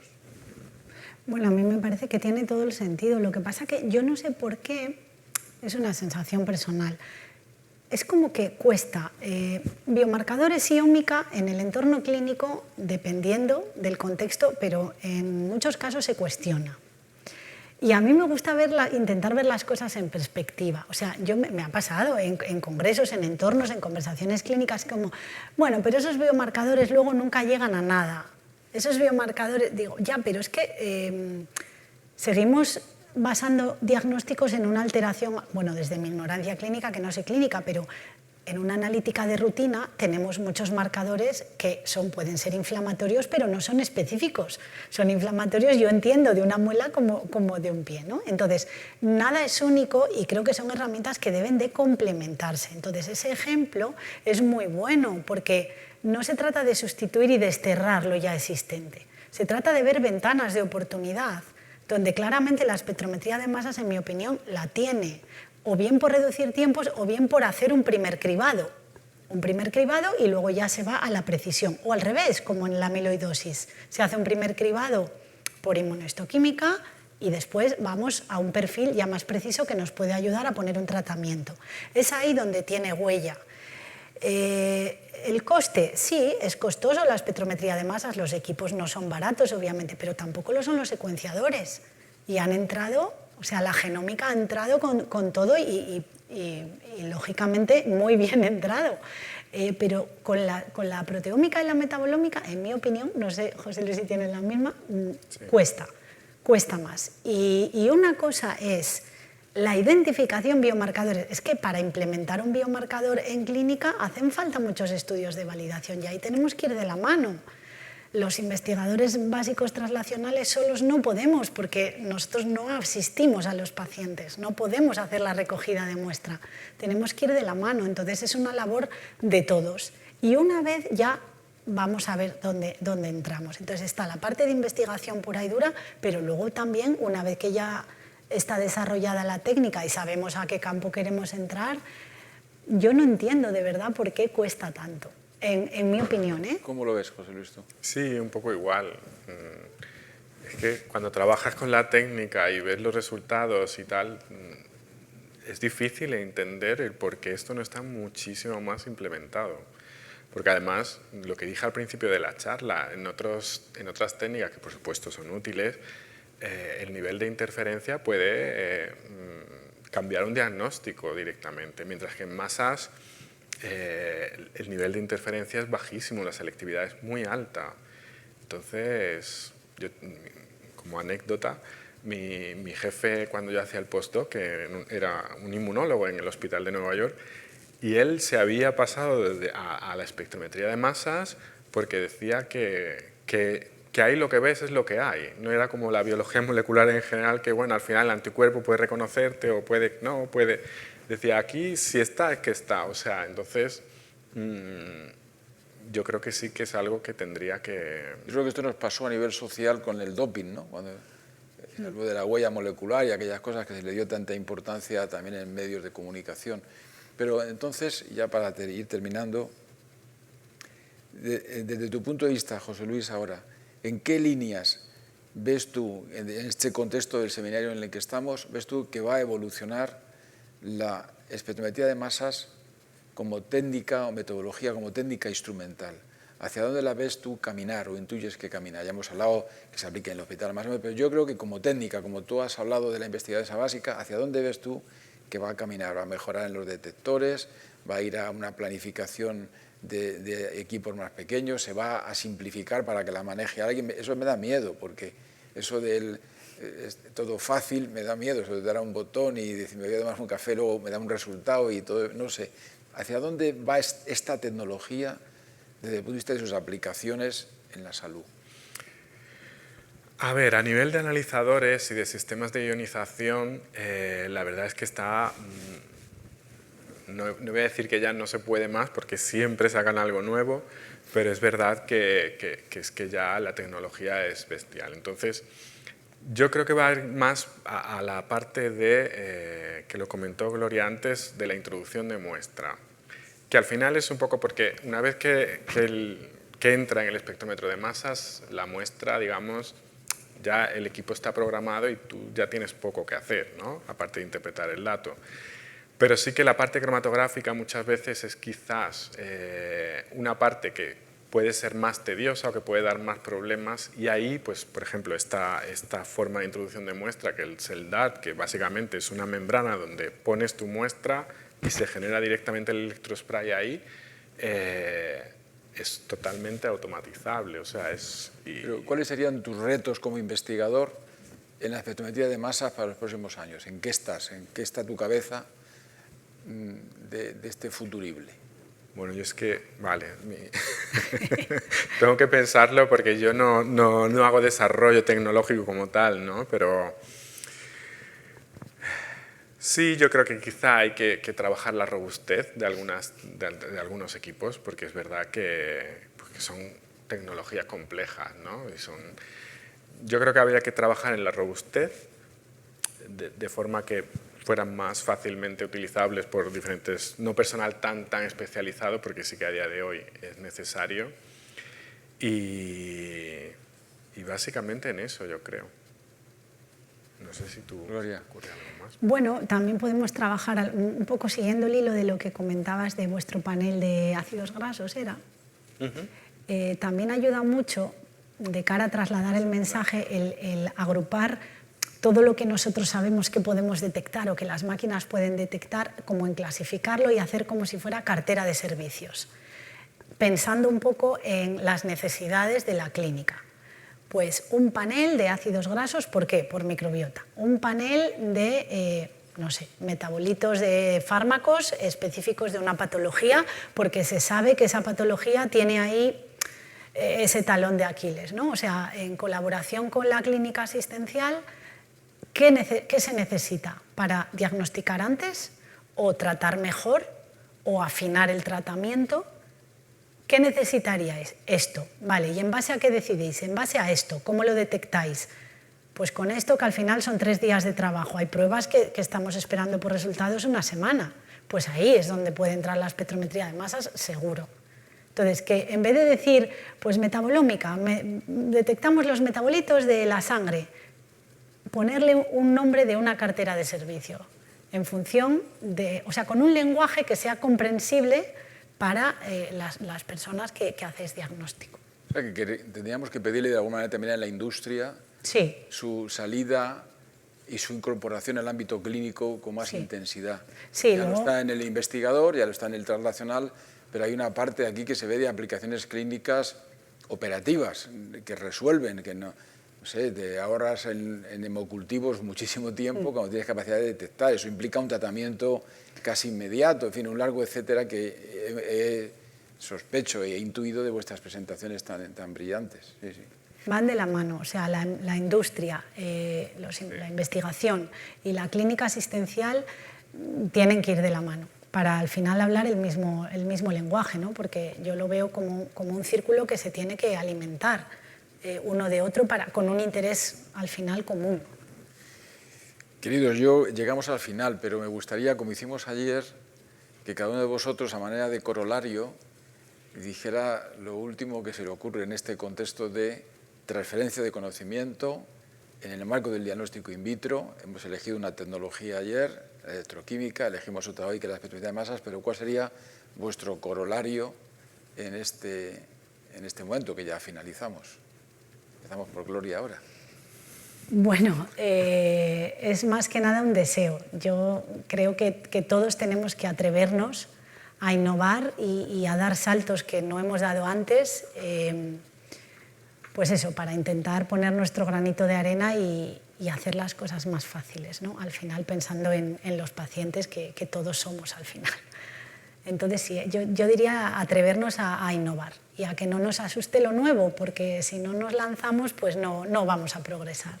José Luis. Sí, yo un poco en la línea da rabia un poco cuando trabajas con la técnica a nivel de investigación el que no se le esté sacando el partido que tiene, ¿no? Entonces, en hacer el esfuerzo de, bueno, supongo que estos tipos de eventos ayudan, ¿no? De visibilizar la técnica y que pueda llegar a ser, pues eso, un elemento rutinario en cualquier hospital y que realmente podamos sacar partida. A ver, yo tengo esperanza porque miro a la resonancia magnética, que no sé muy bien la historia, pero imagino que en su momento fue un poco igual y según entiendo, la imagen por resonancia magnética es algo que está completamente implementado en cualquier hospital, ¿no? Entonces, bueno, a ver si se consigue, ¿no? Hay que invertir en infraestructura, yo diría. Yo creo que deberíamos, yo aquí ya genero el compromiso de promover esto, con este compromiso que estáis aquí asumiendo los tres y asumíamos ayer con los ponentes de la tarde de ayer en desarrollar desde esta casa, que es la Casa de la Ciencia y el Pensamiento, promover este quehacer, ir transitando de la técnica, de la tecnología, que puede resultar más dura, pero vamos transitando hacia esa aplicación al paciente, a la salud pública, a la salud en general, a la investigación aplicada. Y yo creo que debemos hacerlo mejor. El hecho de que estemos aquí reunidos desde el punto de vista clínico y desde el punto de vista de la investigación básica, yo creo que puede ser una ventaja. Llegamos al final de este seminario.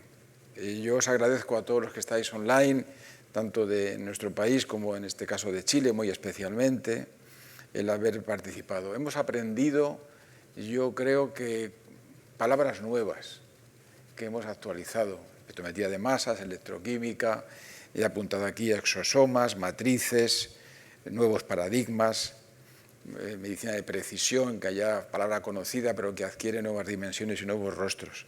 Y fijaros, pensándolo anoche, os voy a leer esto.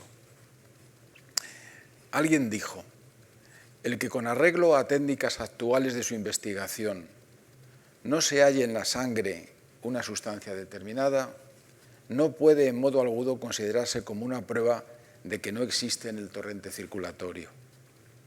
Y es que, por una parte, las técnicas fisiológicas y bioquímicas son todavía muy imperfectas, para que de sus resultados solamente podamos extraer conclusiones definitivas, sobre todo cuando aquellos son negativos. Así pues, ya se va descubriendo quién, teniendo en cuenta la escasa cantidad en que las hormonas se producen y la enorme dilución que alcanzan una vez segregadas en la masa de la sangre, es evidente que ni los medios químicos ni los fisiológicos que en la actualidad poseemos permiten dar valor a una investigación negativa de esos productos en el torrente circulatorio, porque la técnica condiciona siempre en biología el poder demostrativo de los resultados. Gregorio Marañón, 1922, en un texto que se titula Problemas actuales de las secreciones internas, que publica concretamente en homenaje a don Santiago Ramón y Cajal en el año de su jubileo, de su jubilación, ya hace más de 100 años. Es decir, que de esta medicina translacional, esta investigación translacional, se deduce que todavía sigue vivo el interés por aprender y el interés por saber. Y esta transferencia de conocimiento, si no se hace bien o se hace solamente para adornar el espectáculo, pues no nos llevará a ningún sitio. Así que por eso hemos organizado estas jornadas, hemos organizado este seminario. Haremos más, porque realmente solo del conocimiento, que aquí se vive, se palpa en esta casa, será posible hacerlo y hacerlo de manera muy clara. Aquí es una intercomunicación entre investigadores, entre estudiosos, entre interesados en este tema. Yo sé que los que estáis al otro lado, sobre todo al otro lado del Atlántico, lo estáis, nos vemos todos los años en la pasantía que hacemos conjuntamente y aquí hemos querido preparar de alguna manera un primer encuentro que va tomando cariz en diferentes áreas y hemos elegido la medicina de laboratorio y el diagnóstico in vitro para hacerlo así. Así que yo os doy las gracias a todos vosotros. Ya sabéis que la grabación estará colocada en las diferentes plataformas en breve durante un cierto tiempo para que podáis repasar todo lo aquí dicho, que es mucho, y entonces poder tomar apuntes adecuadamente. José Luis y Gloria, yo os doy las gracias de todo corazón por haber estado aquí, por dedicar vuestro tiempo, vuestro esfuerzo, sobre todo por compartir la experiencia y el conocimiento, lo cual siempre es un privilegio. Así que muchas gracias y hasta una próxima ocasión. Gracias a vosotros. Gracias.